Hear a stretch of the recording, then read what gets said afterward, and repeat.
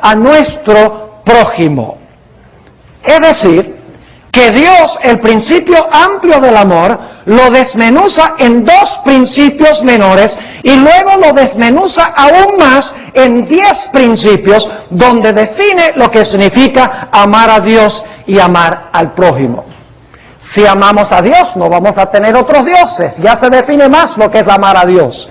Si amamos a Dios, no vamos a tener ídolos y rebajar a Dios al nivel de la imaginación humana.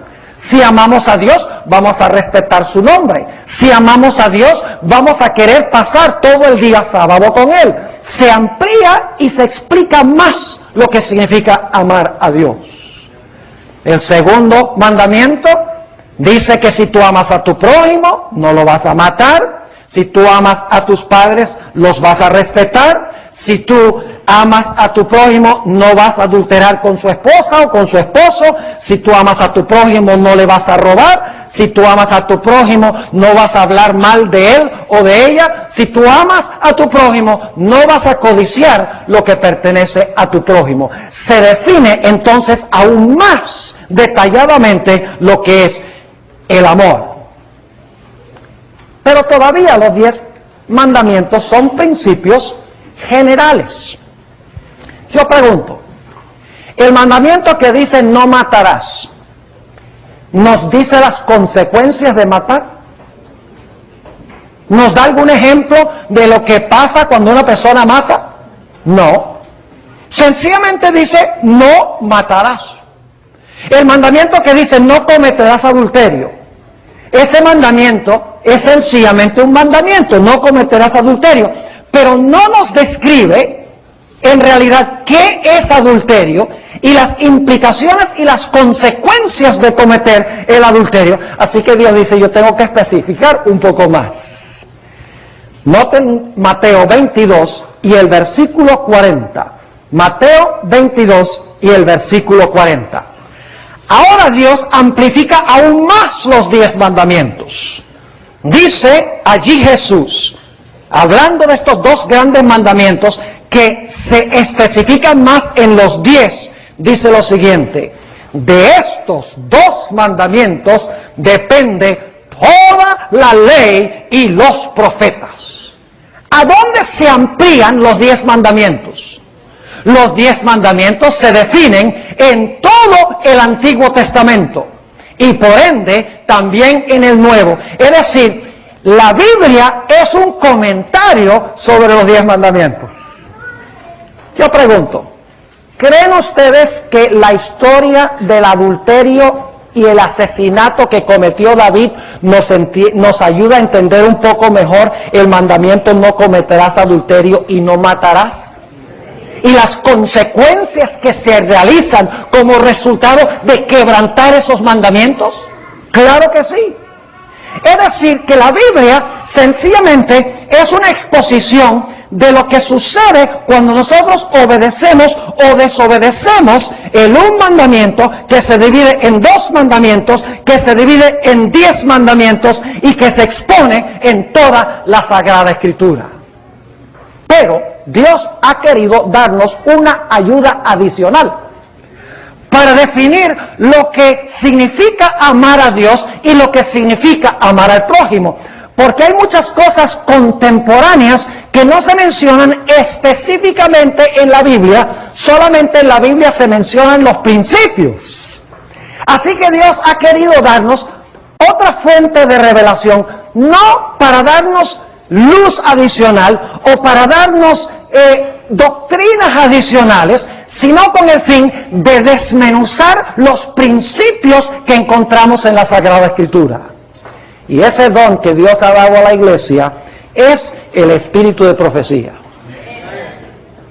La Biblia nos dice que en los últimos días Dios iba a levantar el don profético en la iglesia remanente. En Apocalipsis 12:17, después de los 1260 años de supremacía de la iglesia romana, nos da las características del pueblo que se iba a levantar después de 1798. Dice en Apocalipsis 12:17, entonces el dragón se llenó de ira contra la mujer y se fue a hacer guerra contra el resto de la descendencia de ella, los cuales guardan los mandamientos de Dios y tienen el testimonio de Jesucristo. El remanente tendrá el testimonio de Jesucristo, pero nos preguntamos, ¿qué es el testimonio de Jesucristo? Apocalipsis 19 y el versículo 10 tiene la respuesta a esta pregunta. Dice allí: yo me postré a sus pies para adorarle. Juan se inclina ante un ángel y él me dijo: mira, no lo hagas. Yo soy consiervo tuyo y de tus hermanos que retienen el testimonio de Jesús. Adora a Dios, porque el testimonio de Jesús es el espíritu de la profecía. ¿Qué es el testimonio de Jesucristo? ¿Qué cosa? El espíritu de profecía. Es decir, el pueblo remanente de Dios en los últimos días iba a tener el espíritu de profecía en su medio. Ahora, el resto del tema que vamos a tratar en esta noche, yo voy a mencionar algunos asuntos controversiales que se presentan en el espíritu de profecía. Algunos son más controversiales que otros. Cosas del espíritu de profecía que se están cuestionando aún en la iglesia adventista del séptimo día. Cosas que la Biblia no menciona explícitamente, pero que el espíritu de profecía menciona. Y algunos dicen, eso no está en la Biblia. Pero lo que quiero es que nosotros como jóvenes aprendamos a tomar lo que dice la hermana White y buscar detrás de lo que ella dice el principio bíblico. Es decir, cuando ella dice algo que no está explícitamente en la Biblia, así en detalle, nosotros debemos buscar en la Biblia el principio que la llevó a ella a decir eso. Porque el espíritu de profecía aún desmenuza más lo que significa amar a Dios, lo que significa amar a Dios y al prójimo, desmenuza más los 10 mandamientos, desmenuza aún más lo que se encuentra en la Sagrada Escritura. Hablemos en primer lugar de la observancia del sábado. La observancia del sábado se ha vuelto muy relajada en la iglesia adventista del séptimo día. Yo quiero que noten lo que dice la hermana White en la revista Señales de los Tiempos, mayo 25, 1882. Fíjense lo que hay que hacer para prepararse para el sábado. Esto antes se hacía.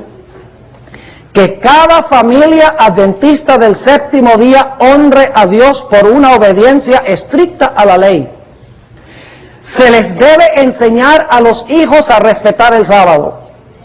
En el día de la preparación, ahora escuchen bien, está hablando del viernes. En el día de la preparación, la ropa debe plancharse. ¿Dónde dice la Biblia, plancharás tu ropa antes del sábado?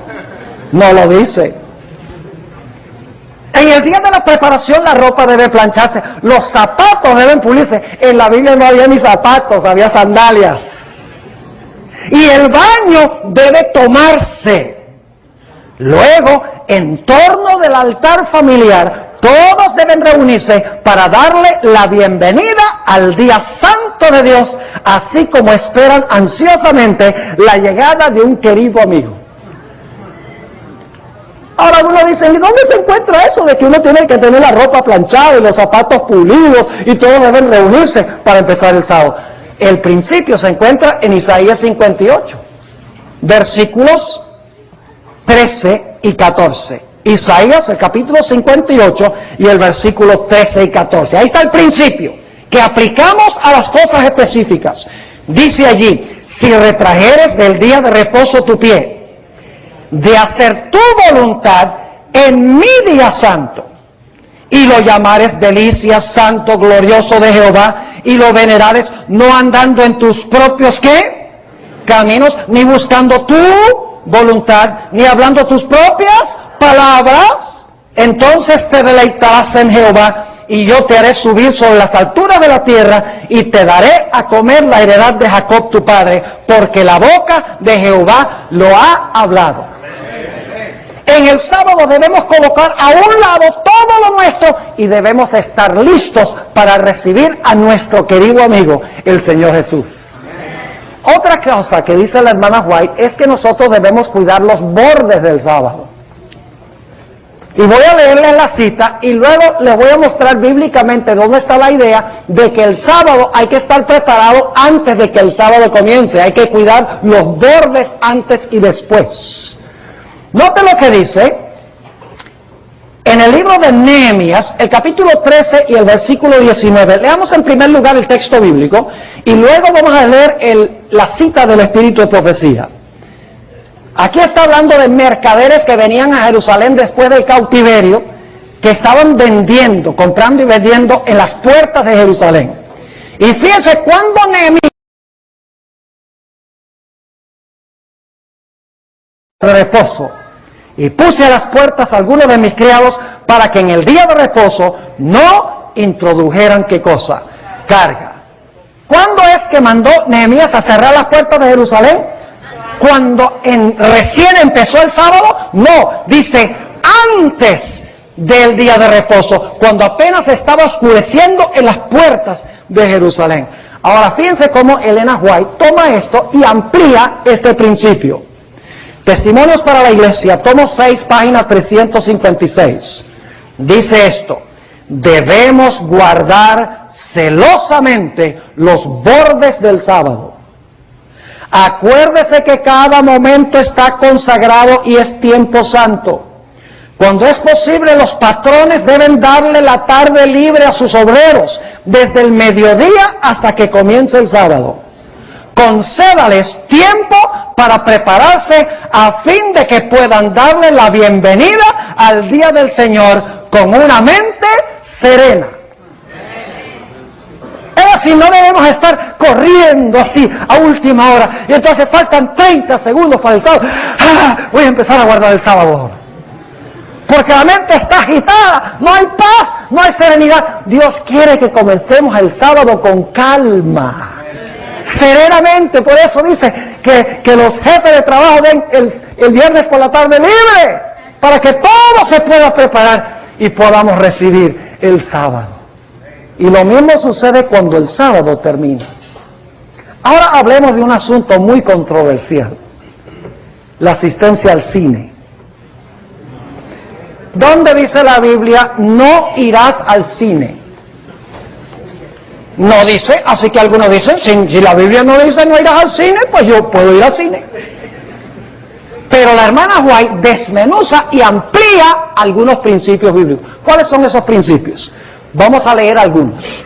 Romanos 12 y el versículo 2. Tenemos que tomar los textos con los principios y entonces leer el Espíritu de Profecía a la luz de los principios. Porque la hermana White está exponiendo, ampliando un principio bíblico.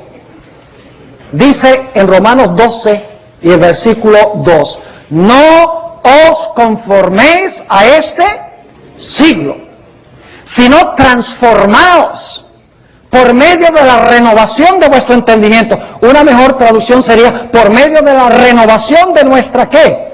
Mente, para que comprobéis cuál sea la buena voluntad de Dios, agradable y perfecta. Noten otro texto a donde se da el principio. 2 de Corintios 3:18. Por tanto, nosotros todos, mirando a cara descubierta como en un espejo la gloria del Señor, somos transformados de gloria en gloria en la misma imagen como por el Espíritu del Señor. Yo quiero preguntarles, jóvenes, ¿podrían ustedes ir al cine a ver la violencia y el sexo ilícito y escuchar las vulgaridades y disfrutar del espiritismo que satura las películas de Hollywood e invitar a Jesús a sentarse contigo allí a ver lo que tú estás viendo? ¿Tú crees que Jesús se deleitaría en sentarse al lado tuyo y cuando estás viendo esa violencia y ese adulterio y esas palabras sucias que se usan y lleno de espiritismo, que Jesús estaría ahí alimentándose y disfrutando de eso? Si tú no puedes invitar al Señor Jesús a estar contigo, no lo debes hacer. El principio bíblico está claro. Somos transformados por lo que vemos y por lo que oímos. Cuando contemplamos a Jesús, somos transformados a su imagen. Cuando contemplamos a Hollywood, somos transformados a imagen de lo que nosotros vemos. En realidad, no hay ninguna excusa para decir que debemos ir al cine. Noten otra vez el mismo principio en Filipenses el capítulo 4 y el versículo 8. Estoy dándole los principios bíblicos. Dice aquí en Filipenses 4:8, por lo demás, hermanos, todo lo que es verdadero, todo lo honesto, todo lo justo, todo lo puro, todo lo amable, todo lo que es de buen nombre, si hay virtud alguna, si algo digno de alabanza, en esto pensad. Les hago una pregunta y ustedes me van a ser honestos en la respuesta. ¿Qué sería preferible? Ir al cine y sentarse a ver una película por 2 horas y media donde se glorifica la violencia y el sexo ilícito, las palabras vulgares, el espiritismo, o sería mejor sentarse a leer y estudiar la Biblia 2 horas y media? Seamos sinceros, ¿qué es preferible? Como decimos en inglés, it's a no-brainer. Porque todos sabemos que lo mejor para nuestra edificación de carácter es sentarnos a estudiar la palabra de Dios. Ahora fíjense lo que dice la hermana White. Y claro, ella no está hablando del cine o la televisión, pero el principio es el mismo. Está hablando del teatro, que era televisión en vivo. Dice, entre los más peligrosos lugares del placer se cuenta el teatro. En vez de ser una escuela de moralidad y virtud, como se pretende a menudo, es el semillero de la inmoralidad. Estas diversiones fortalecen y confirman los hábitos viciosos y las inclinaciones pecaminosas. Los cantos viles, los ademanes, las expresiones y actitudes lascivas depravan la imaginación y degradan la moral. Todo joven que asista habitualmente a estos espectáculos se corromperá en sus principios. No hay en nuestra tierra influencia más poderosa para envenenar la imaginación, destruir las impresiones religiosas y embotar el gusto por los placeres tranquilos y las sobrias realidades de la vida que las diversiones teatrales. El amor por estas escenas aumenta con cada asistencia, como el deseo de bebidas embriagantes, es decir, se vuelve un vicio, y yo sé que eso es cierto. Dice, la única conducta segura consiste en huir del teatro, del circo y otros lugares dudosos de diversión. ¿Dónde dice la Biblia no irás al cine? No lo dice. Pero los principios bíblicos, ampliados por la hermana Elena G. de White, son perfectamente razonables y comprensibles. ¿No es así? La hermana White no le está añadiendo nada que no se encuentra ya en la Sagrada Escritura. Está sencillamente ampliando, mencionando cosas específicas de su época que cumplen o desarrollan el principio que presenta la Biblia. Hablemos de otro tema controversial. El uso de prendas o de joyas. Se ha vuelto común en la iglesia adventista ahora usar prendas y usar joyas. A pesar de que la Biblia es absolutamente clara. Noten 1 de Timoteo el capítulo 2 y el versículo 9 y 10. 1 de Timoteo 2 y el versículo 9 y 10. Y mientras ustedes están buscando eso, déjenme preguntarles algo. ¿Tiene algo que ver el hecho de que ustedes vayan a sentarse en el cine a ver violencia, sexo ilícito? ¿Tiene algo eso que ver con el amor que usted podría tener para con su prójimo? ¿Le ayuda a amar más a su prójimo? No. Hace que usted sea más violento, más lascivo, que tenga menos respeto por su prójimo y que también ame menos a Dios. Es decir, amplía el principio del amor. Ahora note lo que dice 1 Timoteo 2, 9 y 10. Asimismo, que las mujeres se atavíen de ropa decorosa. Y yo diría, si Pablo viviera hoy, estaría hablando de los hombres también. Con pudor y modestia, no con peinado ostentoso, ni oro, ni perlas, ni vestidos costosos, sino con buenas obras, como corresponde a mujeres que profesan piedad. Está clarito en la Biblia, contante y sonante. Primero de Pedro, el capítulo 3 y el versículo 3 y 4. Primero de Pedro 3, 3 y 4. Dice el apóstol Pedro, el otro gran pilar de la iglesia primitiva: vuestro atavío no sea el externo, de peinados ostentosos, de adornos de oro o de vestidos lujosos, sino el interno, el del corazón, en el incorruptible ornato o adorno de un espíritu afable y apacible, que es de grande estima delante de Dios. A uno. La razón por la cual usamos ciertas clases de vestidos, la razón por la cual usamos ciertos atavíos, es porque queremos atraer atención ¿a quién? A nosotros, seamos honestos. Queremos que nos miren a nosotros. Pero todo el propósito de la vida no es que la gente nos mire a nosotros, sino que la gente mire a Jesús a través de nosotros. El Señor Jesucristo dijo que vuestra luz alumbre. Pero nosotros no tenemos luz original. Nosotros somos lunas y Jesús es el sol.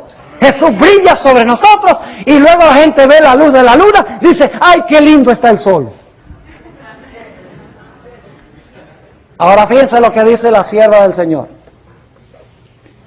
Está hablando de un evangelista que salía a predicar el mensaje adventista. Se llamaba el pastor Simpson. Dice, el pastor Simpson explica las profecías usando cuadros ilustrativos que demuestran que el fin de todas las cosas está a las puertas.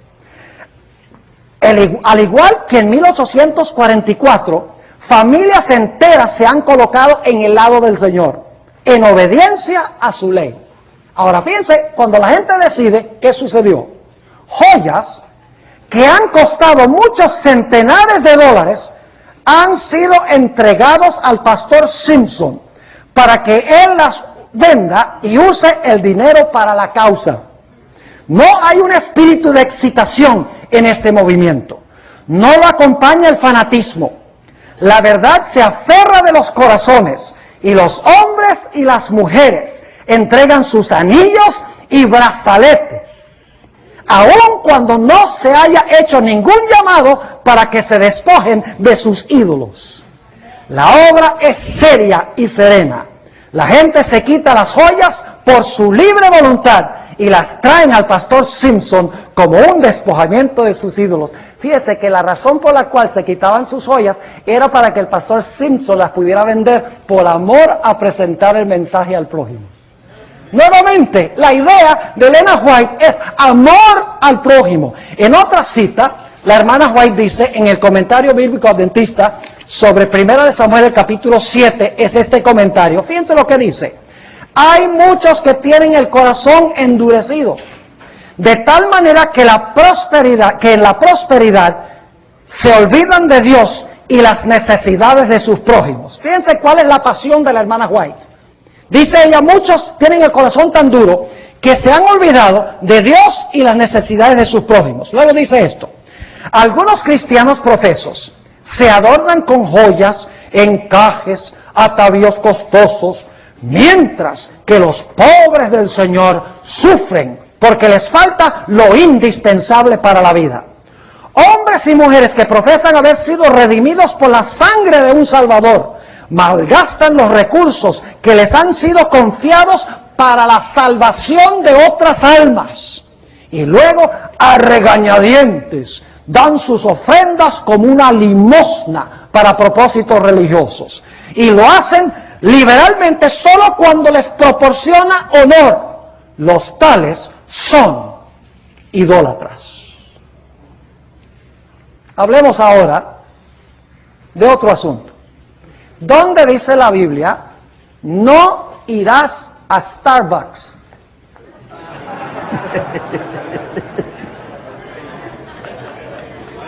Ustedes tienen la chispa atrasada, definitivamente.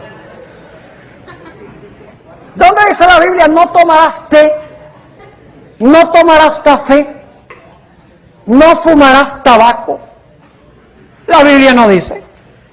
Y por lo tanto, yo estaba contando una historia hoy en el seminario que estaba enseñando, que un individuo estaba diciendo, como la Biblia no dice que fumar es pecado, pues entonces el cristiano puede fumar. ¿Es así? Claro que no. Noten lo que dice Elena White y luego le voy a dar los principios bíblicos por lo que ella dice. Esto se encuentra en el libro El Evangelismo, páginas 196 y 197. Dice ella: Dios ha escrito su ley en todo nervio y músculo, en toda fibra y función del cuerpo humano. La complacencia del apetito antinatural, ya sea por el té, el café, el tabaco o el alcohol, es intemperancia y se halla en guerra contra las leyes de la vida y la salud. Usando estos artículos prohibidos, se crea una condición en el organismo que el Creador nunca propuso que hubiera. Esta complacencia en cualquiera de los miembros de la familia humana es pecado. ¡Wow! Y no estoy hablando solamente de café caliente, estoy hablando también de café frío. Como las bebidas que tienen cola. Las bebidas que terminan con la palabra cola.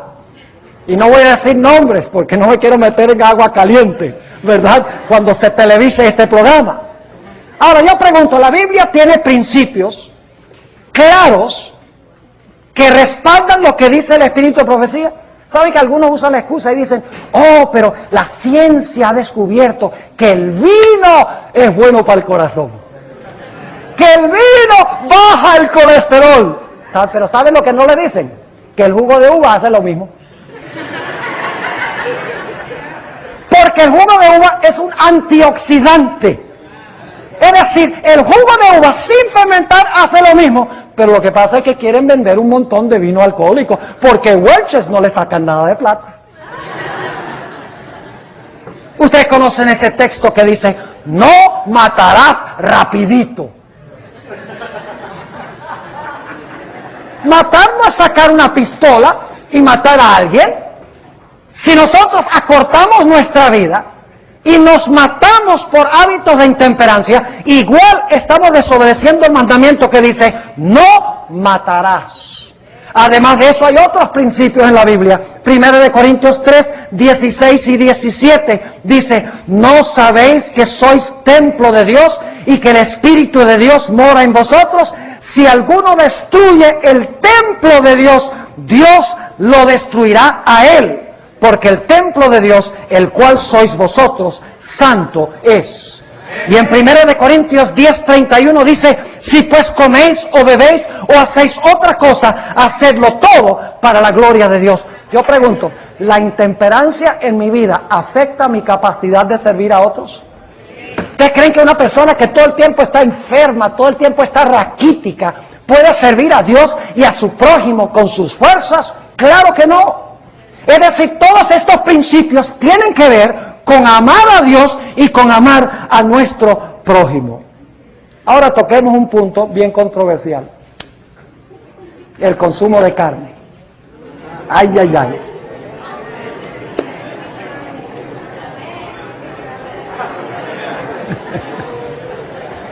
No, sigamos otra vez al siguiente punto. Ok, pues yo sabía que ustedes querían que hablara de esto. ¿Saben lo que dicen algunos? Dicen, la Biblia dice que nosotros podemos comer carnes limpias. Escuchen bien el argumento, parece muy persuasivo, muy convincente. La Biblia dice que nosotros podemos comer carne de res. La Biblia dice que nosotros podemos comer pollo. La Biblia dice que podemos comer ciertas clases de pescado. Y entonces lo que dicen es, cuando la hermana White dice que debemos dejar completamente la carne, está contradiciendo la Biblia. ¿Han escuchado ese argumento? Yes. Claro que sí. ¿Cómo la hermana White dice, deje toda la carne, cuando la Biblia dice que se pueden comer ciertas clases de carne? Les doy un ejemplo. Hay un río en una ciudad donde yo viví, que no voy a mencionar el río. Porque el río es la cloaca de esa ciudad. ¿Saben lo que es la cloaca, verdad? The sewer de la ciudad. ¿Saben algo interesante? Yo he visto fotos de ese río. Hace 130 años se sacaron esas fotos. En ese río la gente estaba pescando y se estaban bañando. La gente de la ciudad iba para pasar el domingo allí con familia. ¿Saben lo que se encuentra ahora en el río? El gobierno permitía en ese tiempo que pescaran y permitía el gobierno también que se bañaran en el río. ¿Saben qué encuentran cuando van allá ahora? Avisos que dicen, peligro no bañarse. No se puede pescar ya porque no hay nada vivo ahí. Es tan sucio el río. Pero está prohibido bañarse en el río. Ahora yo pregunto, ¿por qué hace 130 años el gobierno permitía bañarse en el río y hoy en día no? Escuchen bien, porque las circunstancias han cambiado. ¿Ustedes creen que el gobierno debe decir, bueno, nosotros dijimos que se puede bañar la gente en el río? ¿Ustedes creen que Dios debe decir, no, yo dije allá en Deuteronomio que podían comer carne de res y podían comer carne de pollo, y aunque hoy en día esté lleno de enfermedades, pues como yo doy permiso, que se la coman? ¿Me están entendiendo? El consejo que da Dios a través del Espíritu es porque las circunstancias de la carne han cambiado. Ya lo que antes se podía consumir, que era limpio, hoy en día ni siquiera lo limpio se puede comer. Dice la sierva de Dios en el Ministerio de Curación, página 241, dice, la carne nunca fue el mejor alimento. Pero su uso es hoy día doblemente inconveniente, ya que el número de los casos de enfermedad aumenta cada vez más entre los animales. Por ejemplo, mad cow's disease, bird flu. Si Dios no nos está indicando de esta forma que ya no debemos comer carne, yo no sé cómo Dios puede anunciarlo más claramente. Sigue diciendo, los que comen carne y sus derivados no saben lo que ingieren. Muchas veces si hubieran visto los animales vivos y conocieran la calidad de su carne, la rechazarían con repugnancia. Continuamente sucede que la gente coma carne llena de gérmenes, de tuberculosis y cáncer. Así se propagan estas enfermedades y otras también graves. Las carnes hoy en día están llenas de hormonas, están llenas de preservativos, porque quieren que los animales crezcan rápido. Están llenos de enfermedades. Además de eso, no hablemos del colesterol, no hablemos de la grasa saturada, no hablemos de las purinas, las sustancias tóxicas que tiene.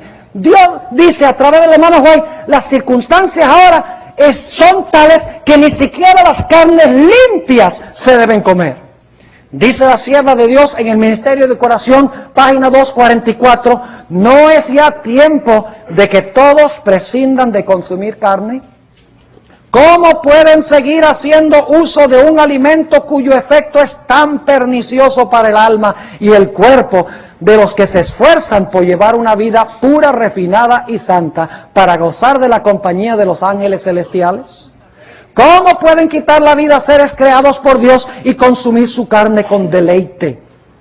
Vuelvan más bien al alimento sano y delicioso que fue dado al hombre en el principio.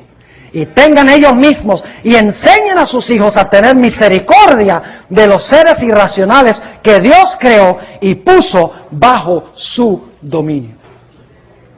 ¿Suena muy descabellado eso? Para mí no. Ahora yo quiero terminar dándoles un último ejemplo. Y este es muy solemne. Debatí mucho si discutir este asunto aquí o no, porque se está grabando este tema para presentar por televisión, pero decidí de todas maneras presentarlo. Estoy hablando específicamente de un vicio terrible que se llama la masturbación. La hermana White no lo llama así.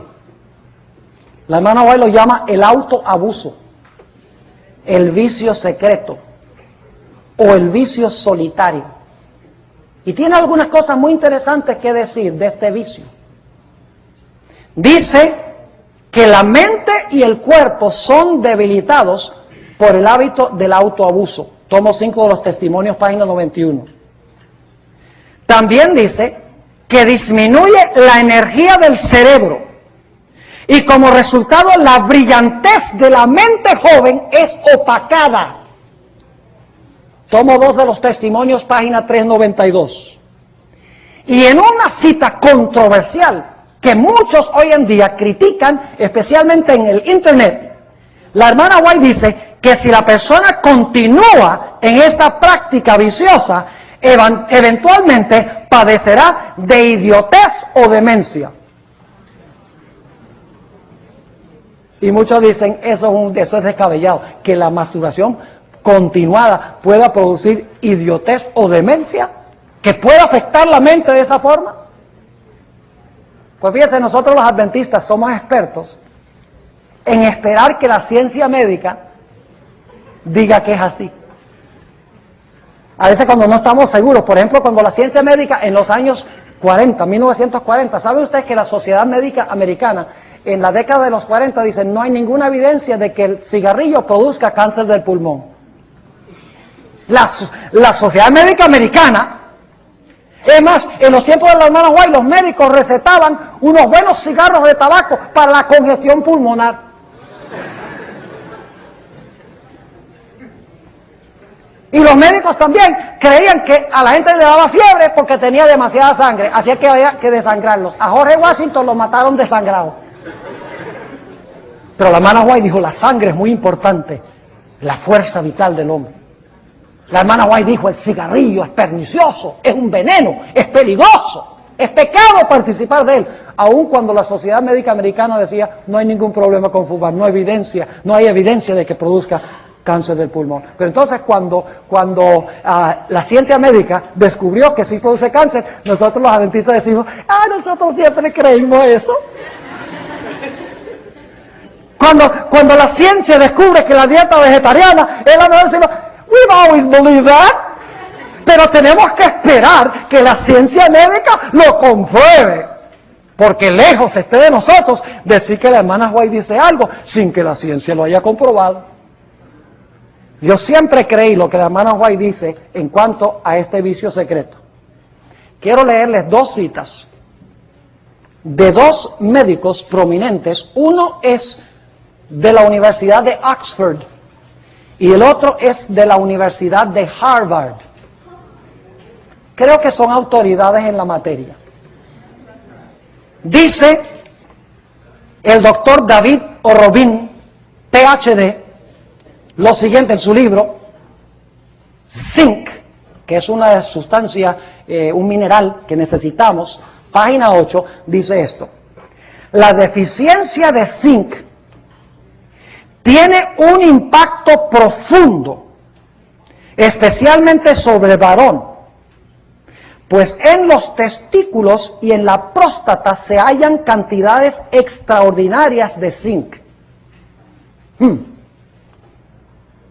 Sigue diciendo, son órganos sexuales, ¿verdad que sí?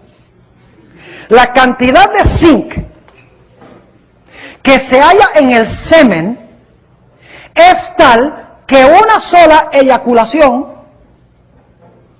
puede eliminar todo el zinc que se absorbe de los intestinos en un día completo. Entre los seres humanos, los efectos más consistentes de una deficiencia de zinc son los cambios en el humor y en la conducta. Hay depresión, irritabilidad extrema, apatía y aún en algunas circunstancias, conducta que parece ser esquizofrenia. Aún es posible, ahora escuchen esto, aún es posible, dada la importancia del zinc para el cerebro, que los moralistas del siglo XIX tenían razón cuando afirmaron que la masturbación habitual podría causar locura. ¡Wow! Sigue diciendo, igualmente los que viven una vida disoluta también tenían razón cuando afirmaron que una dieta rica en ostras era imprescindible para compensar por la excesiva actividad sexual. Porque la ostra tiene mucho zinc. Entonces decían, si va a estar uno muy activo, tiene que comer ostras para reemplazar el zinc. El otro médico, el doctor Carl Pfeiffer, dice esto. Esto se encuentra en su libro Zinc y otros micronutrientes, página 45. Dice esto, nos duele admitirlo, pero la realidad es que en un adolescente que tiene una deficiencia de zinc, la excitación sexual y la masturbación excesiva podría precipitar la locura. ¿Tenía razón la sierva de Dios? Además de eso, ¿saben algo? Yo no conozco la primera persona que haya practicado la masturbación que no tenga pensamientos impuros.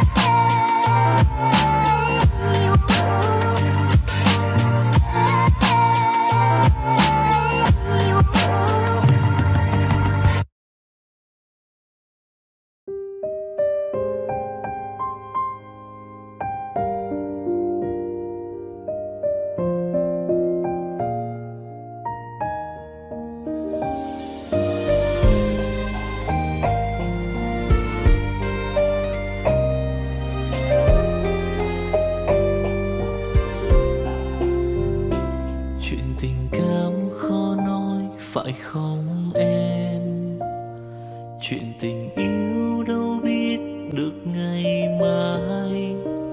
Rồi hôm nay em bên ai, nhìn em khóc trên vai. Thôi hãy quên đi, về với em hiện tại. Anh còn nhớ về ngày ta còn đắm say.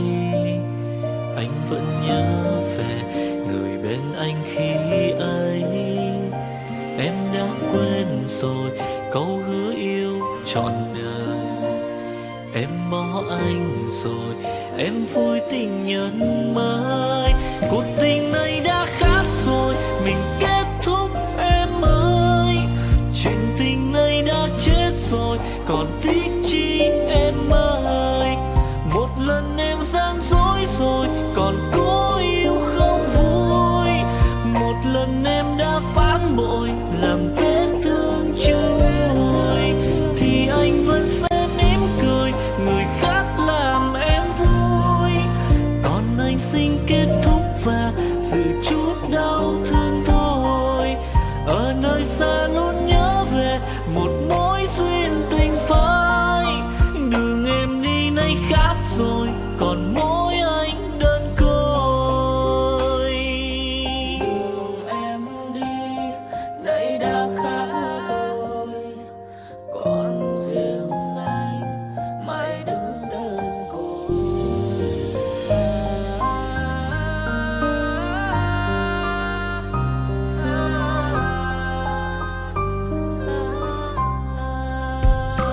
Anh còn nhớ về ngày ta còn đắm say.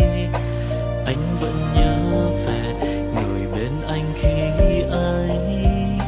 Em đã quên rồi câu hứa yêu trọn đời. Em bỏ anh rồi, em vui tình nhân mới. Cuộc tình này đã khác rồi, mình kết thúc em ơi. Chuyện tình này đã chết rồi, còn tiếc chi em ơi.